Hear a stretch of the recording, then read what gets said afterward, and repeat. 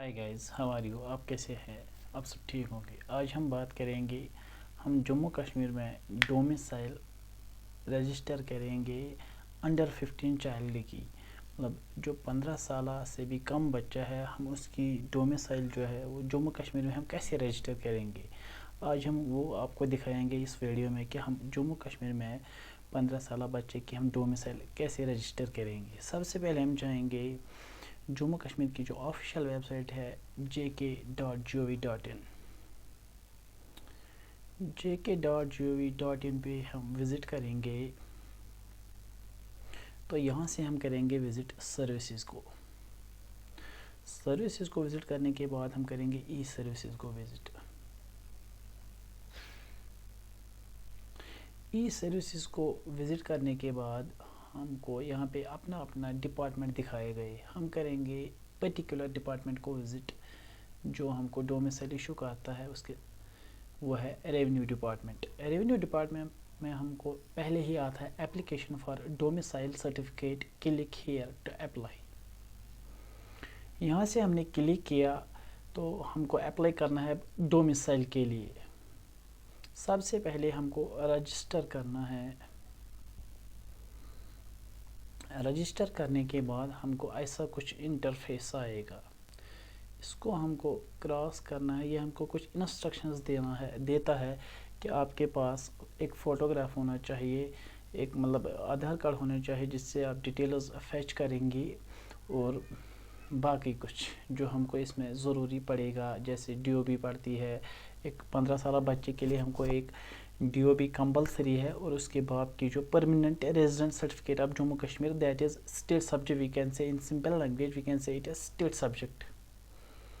सबसे पहले हम बच्चे का नाम एंटर करेंगे जिस बच्चे को हमको डोमिसाइल रजिस्टर करनी है।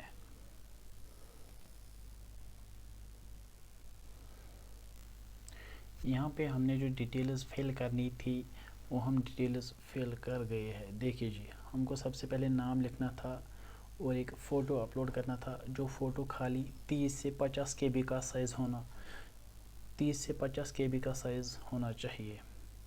उसके बाद पेरेंटेज, यानी इसका पेरेंटेज फादर का नाम देंगे। अगर मतलब ये बच्चा है तो फादर का नाम, या फादर नहीं है तो मदर का नाम क्या लिखता है बच्चा, हमने फादर का नाम दिया पेरेंटेज। फिर उसका डेट ऑफ बर्थ, फिर उसकी एज, फिर उसका जेंडर, ये मेल है या फीमेल है या ट्रांसजेंडर है। फिर उसका एड्रेस देना है, फिर उसका तहसील देना है, डिस्ट्रिक्ट देना है, और फिर उसका permanent address same as a current address.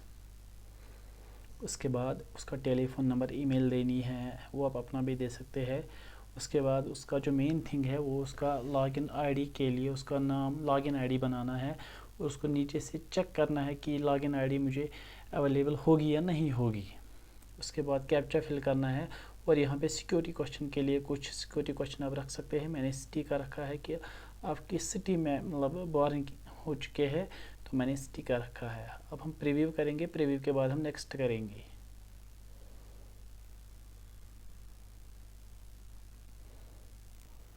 ये हो गया हमारा प्रीव्यू, यानी सब डिटेल जो हमने फिल की है वो ठीक है या नहीं है। सबमिट से पहले प्रीव्यू ज़रूरी है। प्रीव्यू से हम देखते हैं कि ये डिटेल्स अब एडिट नहीं होगी, ये डिटेल्स अब चेंज नहीं होगी। जो हम इस वक्त सबमिट करेंगे तो यही होगा अब हमारी डोमिसाइल पे। देखिए जी, ये हो गया हमारा जो सिटीज़न आईडी है वो यहाँ पे जनरेट हो गई है, और सिटीज़न आईडी के साथ साथ जो हमने लॉगिन आईडी रखी है वो अबरार क्या रखा है हमने कुछ, और पासवर्ड ये है पासवर्ड उसका, जो हमने पासवर्ड यहाँ पे दिया उसने वही से पासवर्ड, और सिटीज़न आईडी भी हमको इशू हो गई। अब हमको लॉगिन करना है।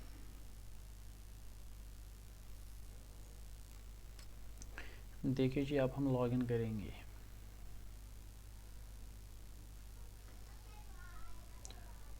लॉगिन जो हमने पासवर्ड और लॉगिन आईडी और पासवर्ड वहाँ से मिला है, अब हमको वही लॉगिन करना है यहाँ पे।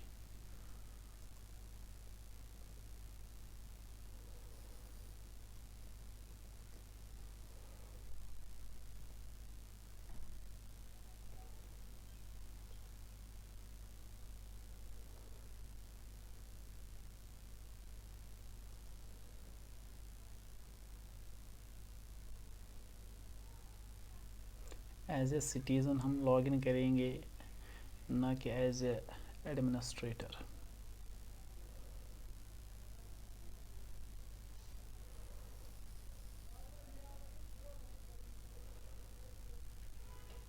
यहाँ पे हमने लॉगिन किया है।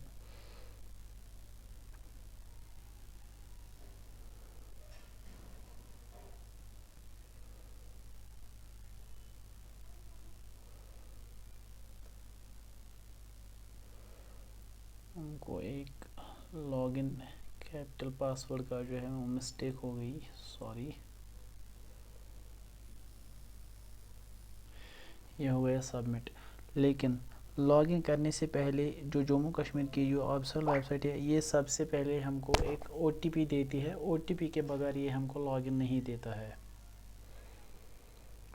OTP सबसे पहले हमको आता है, जो हमने ईमेल दी होती है या मोबाइल नंबर दिया होता है, वो OTP हमको उसी पे मिलता है।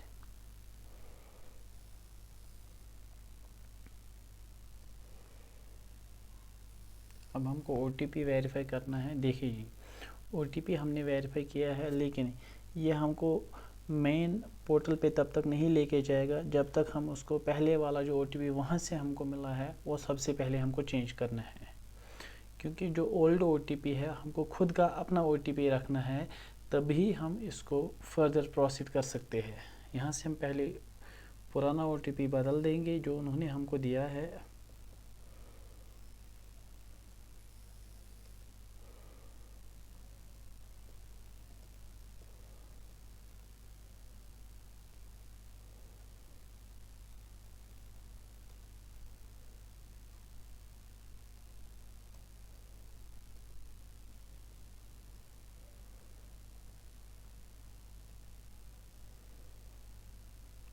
OTP का जो क्राइटेरिया है वो हमको फॉलो नहीं हो रहा है, सॉरी।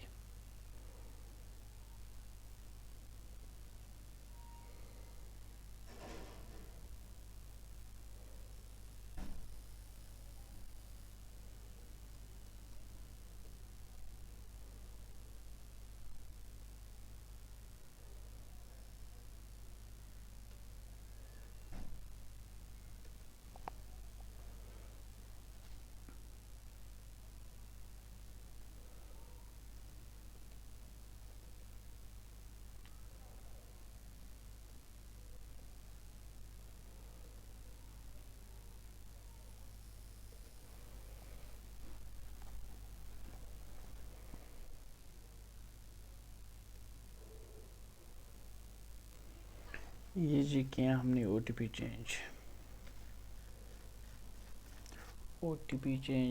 सक्सेसफुली। हाँ, अब हमको यहाँ पे अब आ गए हम। सबसे पहले अब तक हम कर रहे थे जम्मू कश्मीर की जो ऑफिशियल वेबसाइट है, अब तक हम कर रहे थे उसमें रजिस्ट्रेशन। सबसे पहले हमको रजिस्ट्रेशन ज़रूरी होती है। रजिस्ट्रेशन के बाद अब हमको जाना है E-सर्विसेज पे। E-सर्विस में अब हमको जाना है, ये देखिए जी, अब हमको जाना है रेवेन्यू डिपार्टमेंट में। यहाँ से हम करेंगे एप्लीकेशन फॉर डोमिसाइल सर्टिफिकेट। यहाँ से हमने जो पहले रजिस्ट्रेशन की है, रजिस्ट्रेशन में हमने जो डिटेल्स फिल की है वो यहाँ से हमको खुद ही फेच हो जाएंगे, जो इसमें से हमने डिटेल्स फिल की है। अब हमको जो फर्दर डिटेल्स देनी होगी वो हम यहाँ पे देंगे।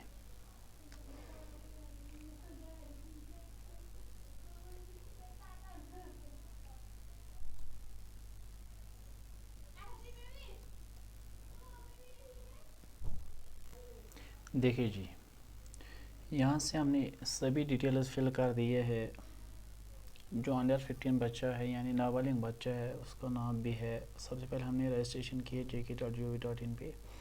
उसके बाद parents, mother name, father name, spouse नहीं है इसमें, जेंडर दे दिया, डेट ऑफ बर्थ दे दिया, आधार नंबर दे दिया, मोबाइल नंबर दे दिया, ईमेल दे दिया, एड्रेस दे दिया। एड्रेस पे हम यहाँ पे देते हैं विलेज का भी वही एड्रेस और हाउस नेम, यानी क्योंकि यहाँ पे here is not a modified house number, so we मतलब already fill village name as house number. उसके बाद हमने पोस्ट ऑफिस भी दे दिया, डिस्ट्रिक्ट भी दे दिया, और ये कितने सालों से इस जगह पे रह रहा है वो भी हमने दे दिया। जितना साल का ये होगा उतना साल हम देंगे।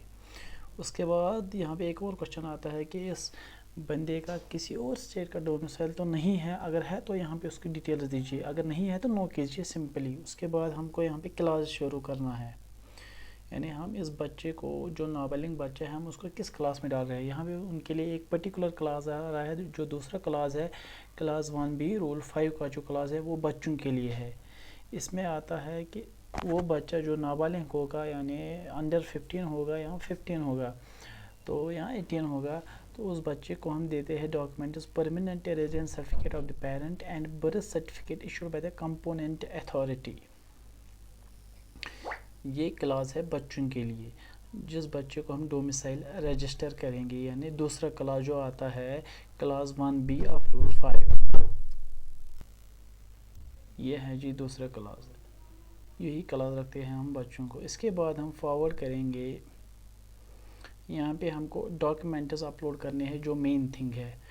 डॉक्यूमेंट्स क्या हमको अपलोड करनी है, जो वहाँ पे हमने ऊपर क्लास 1 रखा है, क्लास 1B ऑफ रूल 5, उस क्लास के लिए हमको, वो क्लास है हमको बच्चों के लिए। और इस क्लास में हमको सबसे पहले एक बच्चे को डोमिसाइल रजिस्टर करने के लिए उसके बाप का पैन कार्ड चाहिए, जो यहाँ पे हमको अपलोड करना है। उसके बाप का पैन कार्ड यहाँ पे, यहाँ अगर पैन कार्ड नहीं है तो राशन कार्ड करेंगे, राशन कार्ड नहीं है तो वोटर आईडी कार्ड करेंगे, वोटर आईडी कार्ड नहीं है तो ड्राइविंग लाइसेंस करेंगे, ड्राइविंग लाइसेंस नहीं है तो पासपोर्ट करेंगे। इन 5 डॉक्यूमेंट्स में से कोई एक डॉक्यूमेंट हमको यहाँ पे अपलोड करना है उस बच्चे के पेरेंट का।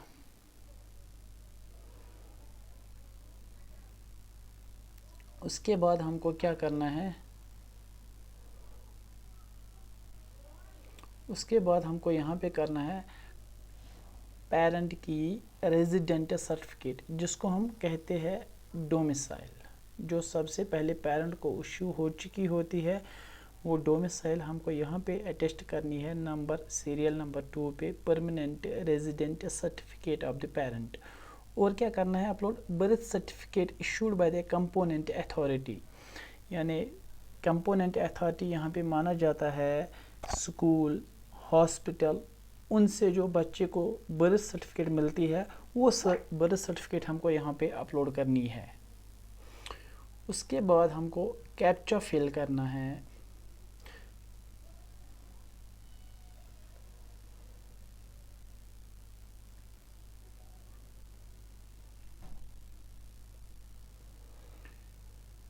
कैप्चा फिल करने से पहले हम प्रीव्यू करेंगे। प्रीव्यू करना ज़रूरी है, बिकॉज़ हमको जो डिटेल्स हमने एंटर की है वो सारी डिटेल्स हमको चेक करनी है कि कोई डिटेल्स हमने गलत तो नहीं दी है।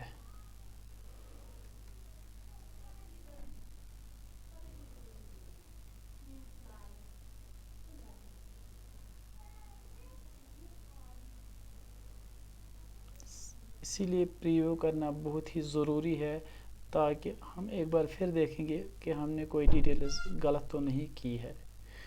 यहाँ से हम लास्ट में पूरी डिटेल्स चेक करेंगे कि हमने जो डिटेल्स फिल की है वो सभी डिटेल्स ठीक है कि नहीं है।